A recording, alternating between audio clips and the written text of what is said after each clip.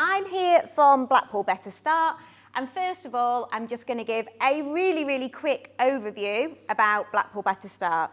So, and sorry, my notes are on here. I'm not as good as everybody else remembering what I'm going to say. So the Blackpool Better Start partnership has been funded by the National Lottery Fund, and we are in our 10th year of funding now. We originally had 10 years of funding, but we've managed to accrue some underspend, so we now have 2 more years. So we've got 2 more years to go with the original funding. And the original premise was to work with early years families from pregnancy right up into children started school to try and make their outcomes better. Blackpool is well known for all the things it shouldn't be well known for smoking in pregnancy, for poor outcomes for the children when they go to school. And so we were tasked with looking at how we can work within systems to make this better. And the common theme here this morning is we got quite a lot wrong. And we did. And we put things in that we hadn't listened to communities. We hadn't listened to families. We'd put a bid together and we'd put it into the lottery, and actually some of those things that we thought families might want weren't actually what they weren't, or they weren't delivered in the way that they wanted. So we've worked with professionals over this 10 years to really think about what do families want. So we've now moved much more to co-design, co-development, co-production on the whole spectrum, sometimes just consulting more with the communities that we're trying to serve. And in the essence of this, we have taken much more of a trauma-informed approach, and we've learnt that relationships are key. So we strongly believe that the people with the lived experience are the ones that can help us get things right rather than wrong. So we've taken this approach in lots of different areas, from developing services for families that have experience of childhood trauma, to working with our fathers who actually didn't want additional services. They just wanted to be included in the ones that were already provided. They didn't want to be excluded. They wanted to feel present at a midwife appointment. They wanted to feel present when they went to a children's centre, not excluded from the services that were there anyway. And also we have implemented some different services, such as the health visitors now do ACE inquiry as standard at every antenatal contact in Blackpool. So right in that beginning contact with that mother who's going to have a baby, they're asking these questions, they're understanding them. What is it that is going to be a challenge for them through the process of pregnancy, which is a traumatic thing to go through. It can feel quite intrusive. So we've learned a lot. I'm going to share one example today of how we've worked with our communities. But first of all, sorry, I said there'd be a lot going on. I need to click onto that. I'm just going to reflect back that in 1895, a lady in America wrote a poem called Judge Softly. So Mary wrote, "Just walk a mile in his moccasins. Before you abuse, criticise and accuse, if just for 1 hour you could find a way to see through his eyes instead of your own muse." So these are lots of feet that we have been working with, the body as well, not just the feet of the people, to develop an early child development campaign. So this isn't about trauma, but I want to share this with you because it's a really nice example of how we had the initial view that we wanted to develop a campaign that we would put across Blackpool that would support parents to understand that the everyday things they're doing are really good for their child and really good for their children to develop. We really thought we could do this in about 12 months. We're still going. We haven't got to the end of this campaign yet. But what I do have is a video, which I believe is embedded. So I'm going to stop talking now, and I'm going to play a video which shows the journey that we've gone on with these parents.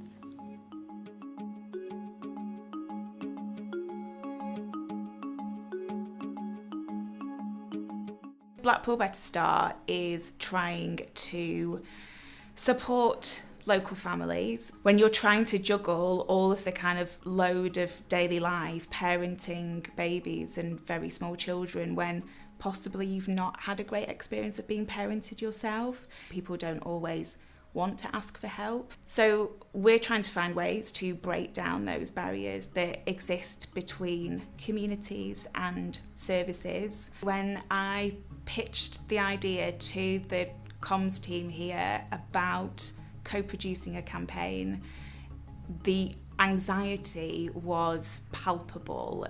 For the team to lose control was something that they'd never experienced before. Why are we doing this in every other element of our work, yet when we do a campaign or we deliver communications messages, we do it to families, and we've never done that with them.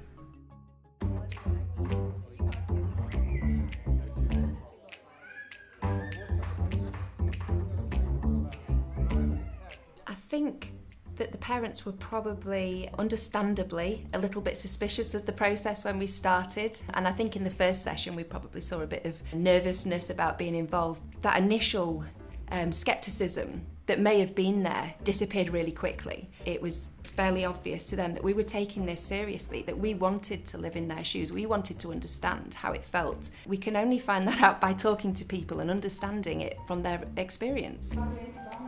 Yeah. So the first session was very enlightening, and we got some really honest feedback from the parents straight away. And we looked at different examples of work that had been created and just got their thoughts and opinions. They told us exactly what they liked, what they didn't like, which was perfect. We knew we were going in the right direction. Did you know that the most important interaction you can have with your child is through play? Another research showed that at age 5, 90% of a kid's brain has been formed. We didn't like a lot of them. I definitely didn't like being told what I was doing wrong and what I could do better. I just felt like it was loads more pressure on me. There's one that really stuck with me where women in postpartum that were really daily struggles that were real, that I can really relate to as a parent, and it was showing the bad side, not the good side. That really stuck. We want something that's relatable and we're all kind of going the same way. Yes, it's great that we've got research, we've got information, and it kind of backs up what we're saying, but actually what real people are saying. So we really like to see how other parents experience being a parent, how other children experience childhood. Do you count the steps when you go up the stairs? Yeah, she's like, there you go. Do you say the colours when you're looking? Yeah, there you go. Yes. I thought she was just learning everything in the nursery. She come home and do the alphabet and count. Yeah, but that's because you do it as well. No, not that we know best, that we know our children.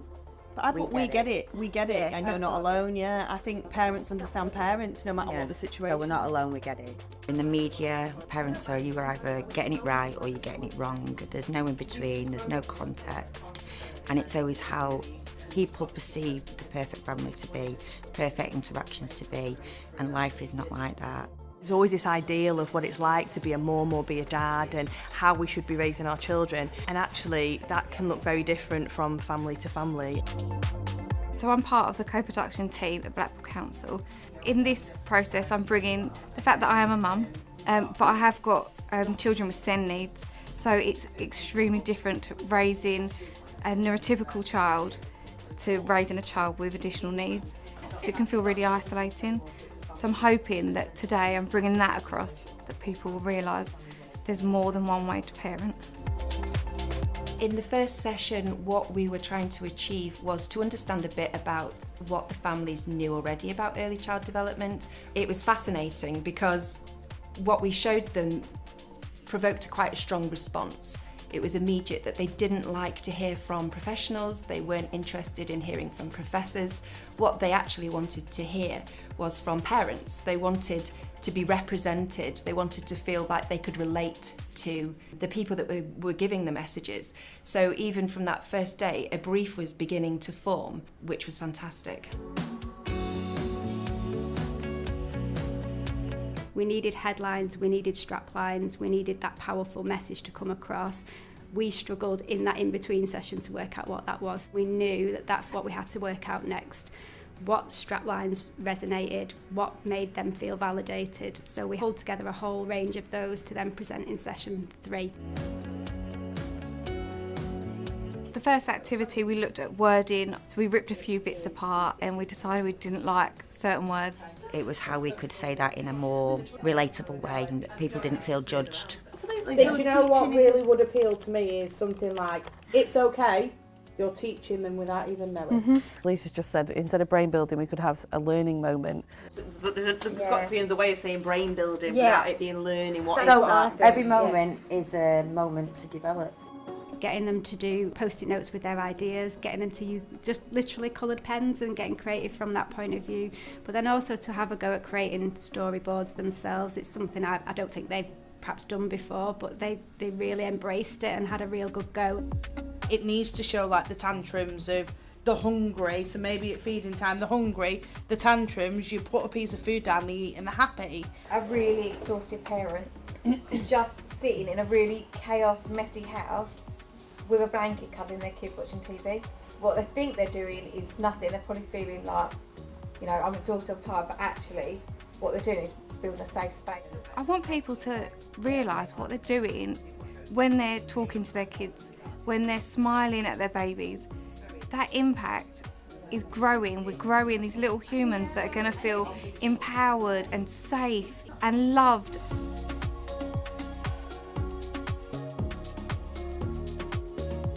A lot of the things that we came up with that we thought were right just weren't.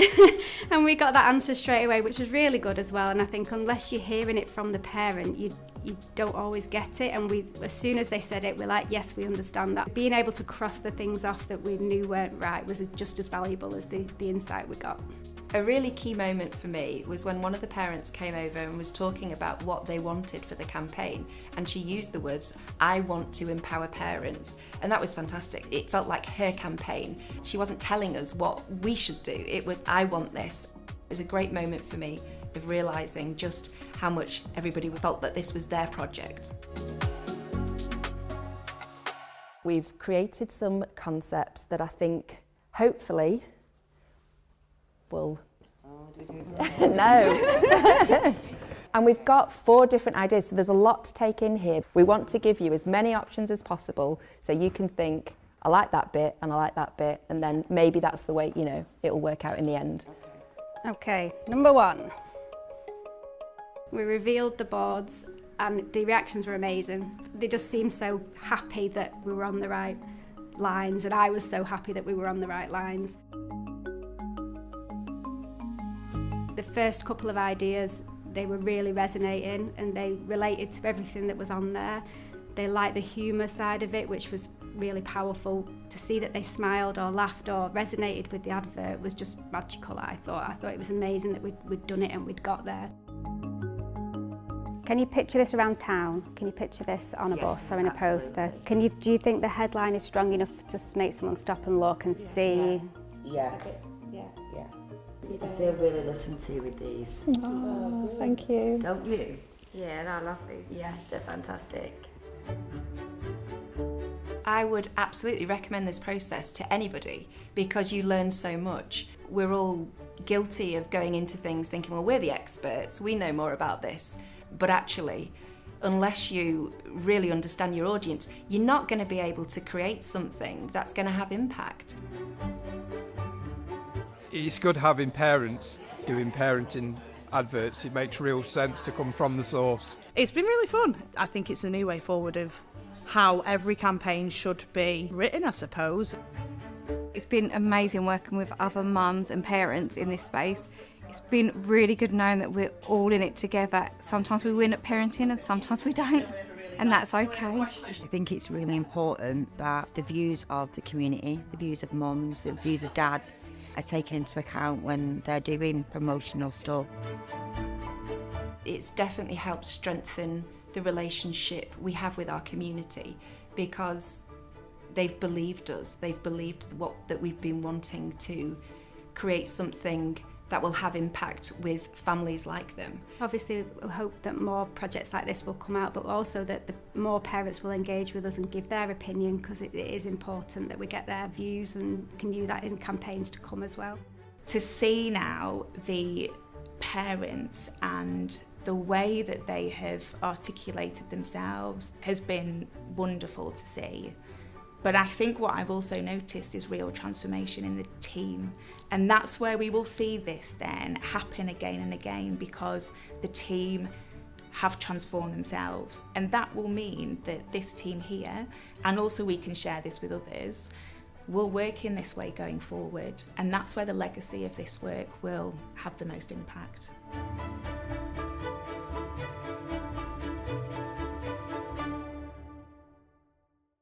So we have now filmed some of our families, taken some pictures of some of our families at the supermarket, in messy houses, at the park with wellies full of water.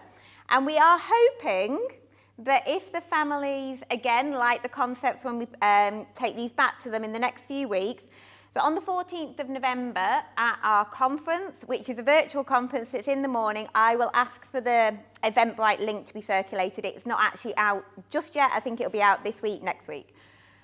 We are hoping to launch them and hopefully celebrate within Blackpool in our 10th year all the things that our families are doing which are really, really positive for their children. And this work, as they said on the film, will help us then do other campaigns. We're doing some consultation at the moment in smoking in pregnancy. I mentioned it at the beginning, the rates in Blackpool are sky high. Hopefully this way of working will really transform then those messages that we give. So I will end again with Mary back in 1895. It's taken us a while to catch up, but she said at the end of her poem, just for a moment, slip into his mind and traditions and see the world through his spirit and eyes. And I really hope that we are in a room here where we are committed to this, and at all age stages, we need to make sure that we are listening and working with those people who understand those systems the best. So thank you.